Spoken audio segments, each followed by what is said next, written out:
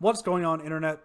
Iron Jordan here. So today we're going to be taking a look at what the cards are that I believe will or should be looked at for Konami to potentially hit on the upcoming ban list. Now, we don't have a date for the ban list anymore. Actually, after this last ban list where they took their time really getting it out, they went like 3 weeks over like the projected date of when they were going to get the ban list out. They have stopped giving us like, timetables for the ban list because they don't want us to sit around. In my opinion, this is horrible. This is terrible. It's a really bad change. You have games like Dragon Ball Super and games like Flesh and Blood where Dragon Ball Super, when a new set, after it gets spoiled, you know that there's going to be a ban list right around the corner. They don't officially say, like, hey, this is the date or whatever, but you know that after spoilers are done for one set, we get a new ban list or a new ban list update, even if no changes happen. Literally every single product that comes out in Dragon Ball Super, every main set that comes out in Dragon Ball Super, we get a ban list announcement, right? And then every once in a while, they'll have, like, a surprise, like, we have to fix something just to, it's an emergency, we have to fix it. And then you have Flesh and Blood and Magic the Gathering, which say, hey, we're going to give you the exact date at which we will update the ban list. And that's excellent. Konami does not do that. For some reason, they just can't commit, which is a really, really terrible thing, because then you end up having the player base sit on their hands and like just kind of speculating for weeks or months. But it has been 4 months almost to the day since we got our last ban list. Our last ban list was in January. We are now in April. So it's been almost, I don't know, 3 or 4 months, however you want to count this month counting, because we actually had to live through it.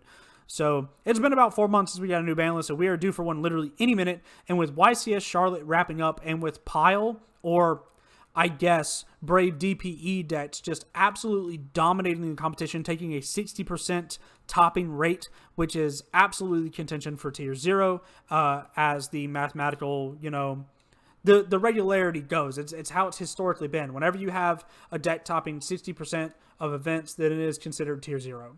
And the DPE Brave engine is just going crazy. Obviously, they're two separate engines, but they both contribute to the same problem, being Pile or being a mismatch of cards. Because we saw a 40-card deck win the event. We saw Prayton Kids win the event with some with some drama in the finals. We had a guy misplay, maybe cheat a couple times. The judge didn't catch. I myself did not watch it. I was actually at YCS Charlotte, as a couple of you guys know. I am a Charlotte local. I live in Charlotte, so I took myself down there. I actually scrubbed. I went X3 drop. I went 2-3 drop. I played Tri-Brigade. It was a really bad idea to play Tri-Brigade. I just did not have another list really to play handy. I just kind of wanted to go for the experience. I didn't figure that I would do very well. I played Pile literally all day, and Tri-Brigade is particularly bad into Pile, so I scrubbed, but it is what it is. I got to meet some cool people. Shout out to all the YouTubers that I met. I met Team Samurai X. I met MBT. I met Pack. I met Crush Cards. I met Distant Coder. I met so many cool people. I got to play some games with the boys. My opponents were all nice, with the exception of like my round 3 opponent, who slow played worse than I've ever seen anybody slow play in my life. At one point, the guy literally had no cards in field, no cards in hand, sat there saying he was thinking for 3 minutes, passed to me, and it was so bad that the guy sitting beside me even asked me why I didn't call him on it. And it's like, well, we finished before time anyway, so it didn't even matter because I played pretty fast. So, but that's not what you guys are here for. We can talk about my YCS Charlotte at any other time, but we need to talk about this ban list right now. So what I'm going to be doing right now is I'm going to be giving you guys some cards that should be banned. We don't know if they will be banned. Cards that will most definitely be banned, and cards that will get hit maybe eventually, but I could see them getting hit this list, as early as this list. So the first one we're going to talk about is the one that is the surefire slam dunk, which is Predaplant Verite Anaconda. This card is gone. This card is just gone. I think this is the card that is the most universally agreed upon by every person in the community. This card just creates so many degenerate gameplay scenarios. It right now is really facilitating the DPE package, and DPE is absolutely dominating Yu-Gi-Oh! And it needs to go. I don't think that you need to ban DPE. I think people would feel really bad if you banned their $100 DPE, but I think people would feel less bad if you banned their $10 Anaconda. You know what I mean? And on top of that, Anaconda is always going to be a problem. It's been a problem with Dragoon. It's been a problem with DPE. It will be a problem as long as there are good fusion monsters in the game. Anaconda will be an issue. So Union Carrier is banned. It facilitates the Union stuff. And there's another enabler, another degenerate generic enabler that we will get to that is in the same category as Verte Anaconda. You can see it on your screen. It's no surprise who it is. But Anaconda should go 100%. I think this is the most slam dunk of this list. The next thing is Fusion Destiny. I think Fusion Destiny is going to go to limited. I think this is not as much of a slam dunk. I think the only thing that I'm super confident about with this list is that Verte is getting banned for sure. Fusion Destiny will most likely go to 1. I actually think it's a slam dunk that it will go to 1 eventually. Verte banned and Fusion Destiny limited is what the OCG has, and it's how they got DPE under control. This gives some people would like to see DPE banned, but if you do it this way, if you ban Verte and you limit Fusion Destiny, you minimize the amount of Dragoon that's in the format, that like people making Dragoon at the end of their board. And what you'll end up doing is you'll allow Dragoon to still be played, especially by these decks that are like control decks, where it's like activate Red Eyes Fusion, set 4 pass, you know what I mean? It also allows the hero decks to still have access to DPE, which is really nice. And it makes it so that you're not going to splash DPE, because having 1 Fusion Destiny makes it more likely that you will brick on the Dasher and the Celestial than it is for you to draw the Fusion Destiny. So it's very high risk, really high reward as well. So I think Fusion Destiny will get limited. Next, we're going to talk about Crystron Halqifibrax. I think that this is not so much of a slam dunk, but I think that eventually Crystron Halqifibrax will be banned, and I could definitely see it being banned this ban list. Now, as somebody who really loves this card, I'm kind of pained by this, but at the same time, this card is hyper degenerate. In fact, out of Verte, Union Carrier, and Halqifibrax, I think Halqifibrax is actually the most damaging to the format because he's gotten the most cards banned of all these cards. Union Carrier had some Union monsters banned for a little bit, but they ended up coming back after Union Carrier got banned. Verte Anaconda, I don't know if Verte's... I wasn't hanging around when Verte first came out. I don't think Verte got anything banned yet. Hopefully it'll get self-banned soon. But Crystron Halqifibrax has gotten multiple tuners banned that probably don't really need to be banned. Some that probably do, but a lot don't. Like, I think Glow Up Bulb is fine being unbanned, you know what I mean? Because then you have to find another way to get it into the graveyard, like Foolish Burial, which is limited to 1 anyway, or like milling it or whatever. So I think that banning Halqifibrax is good for the health of the game, and I think it needs to go for sure. Next, we're going to talk about one that's maybe a little controversial. I think that Dimension Shifter will eventually get banned or limited. I think it's more trending towards the banned portion. I think this card is very much like Mat C, and before Flunder players come after me, understand that the deck that I'm practicing competitively to play actually this weekend in the Greenville regional is Flunder. So I will be playing this card. I am playing this card, but I still think it needs to be banned. And the reason why I say this is that if you start hitting things like the Brave and the DPE engine, then you're going to open up for more decks to become more playable. Flunder most of all. And Flunder is the deck that takes the most advantage of Dimension Shifter. It is essentially an FTK against a lot of other decks, and it creates non-games, which is the same reason why Mat C is banned, and why I would eventually like to see Shifter get banned. This is the card that I'm the least sure about on this list.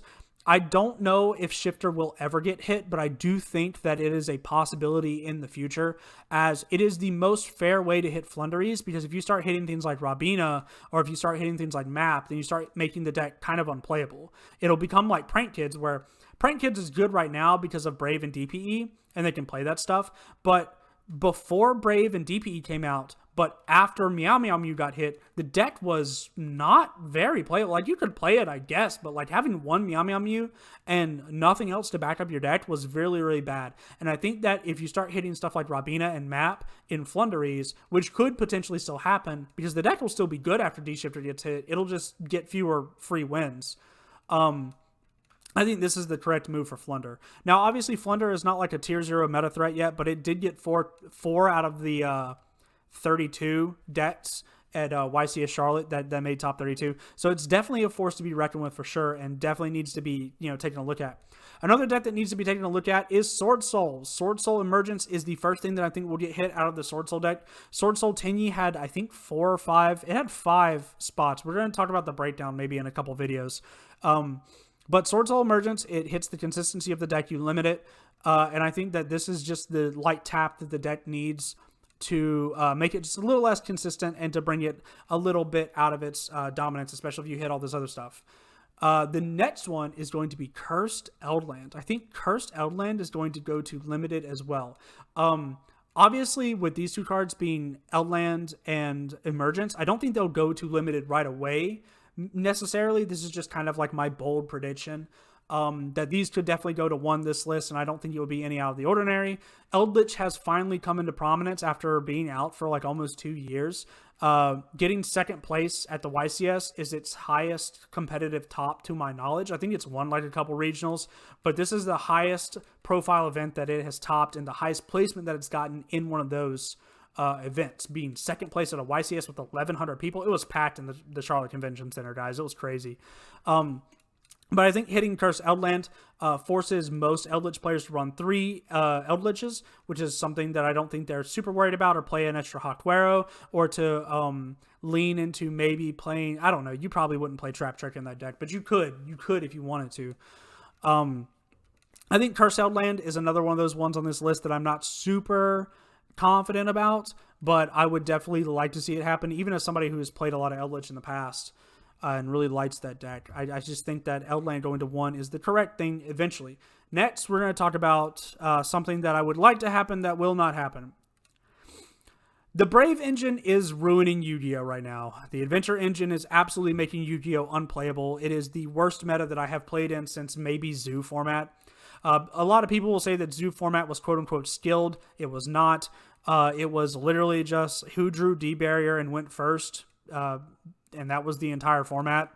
The existence of D-Barrier really crippled that format and made it very cancerous to play in. It pushed DDDs completely out of competitive relevancy when they would have potentially competed. In fact, I know because I played DDDs at the time, if your opponent didn't open D-Barrier, you could win, and DDDs had a decent matchup against Zodiac. But if not, then you were really staring down the barrel of a loaded gun, and you were just getting locked out by D-Barrier. And Brave feels almost the same way, except worse, actually. Like, I think I would rather play against the Fusion sub-combo than play against this, because this just makes it so that you have to open 2 hand traps, 2 very particular hand traps. You have to open Ogre, you have to open Ash to stop the Fateful, so that they don't search the Griffin Rider. And then you have to have another hand trap to stop your opponent's plays. If your opponent is on, like, Prank Braves or whatever, and your opponent opens, like, rights and a prank kid, then it's just GG's, you know what I mean? It's just absolutely ridiculous to play through. And I think that for the health of the game, you should limit rights and you should limit Water Enchantress. For the health of the game. These cards have been out for 1 month though, and this is not going to happen. Konami likes to sell product, and Konami will ignore the health of the game to sell product. And that's because they're Konami. So unfortunately, even though the Brave engine warrants a emergency hit, even though the Brave engine is ruining competitive Yu-Gi-Oh!, it's destroying the ability to play anything that's not the Brave DPE engine or Flunder or back row, I guess, in the TCG. Even though it's doing all of that, it will go untouched for at least 1 more list. And that's very unfortunate. I hope to be proven wrong. Prove me wrong, Konami. Limit this stuff. Limit Water Enchantress, limit Rights of Aramasir. And that's how you fix the format, right there. I think that realistically, if you ban Verte, limit Fusion Destiny, limit Water Enchantress, and limit Rights, then the format becomes pretty wide open, and you go back to having a lot of playable decks like we had last format before all this stuff came out, before Genesis Impact came out. And yeah, I think that would be very good for the format. But this is what I think is going to happen. What do you think is going to happen? Are there any cards that I missed? Are there any hot takes that you disagree with? Let me know in the comments below, and I'll see you in the next one.